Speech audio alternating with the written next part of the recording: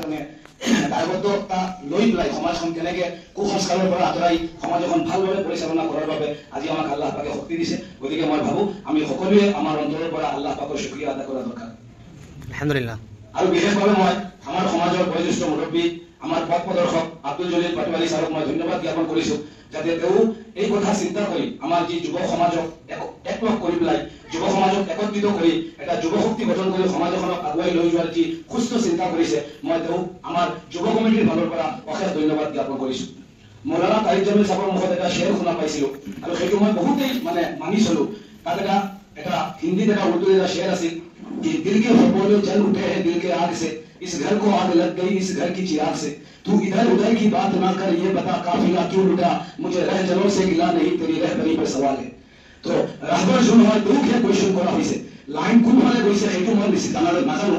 তুমিতো লাইনৰ মেইন আছিলা, সন্মুখত আছিলা, তুমি কোনফালে গৈছা? গতিকে আজি আমাৰ ৰাহবৰ আমাৰ ৰাহবৰী আমাৰ মাজৰ পৰা আঁতৰি গৈছে। গতিকে আমি আজি পথৰ বিচলিত হৈ গৈছো। আজি আমাৰ পথ প্ৰদৰ্শকৰ অভাৱত হয়তো আমি আমাৰ যিটো মেইন ৰাস্তাৰে চলিব লাগিছিল তাৰ পৰা আমি বিচলিত হৈ গৈছো।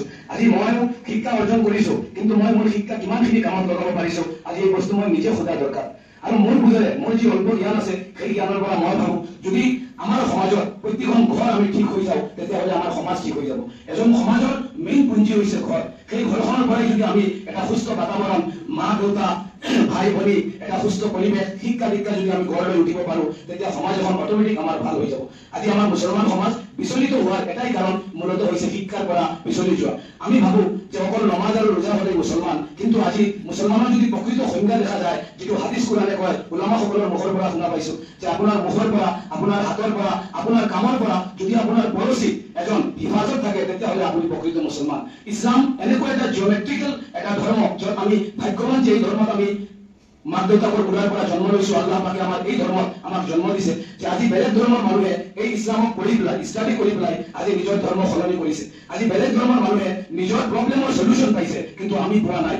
মই এটা সৰু কথা ক'ব বিচাৰিছো আপোনালোকৰ সন্মুখত।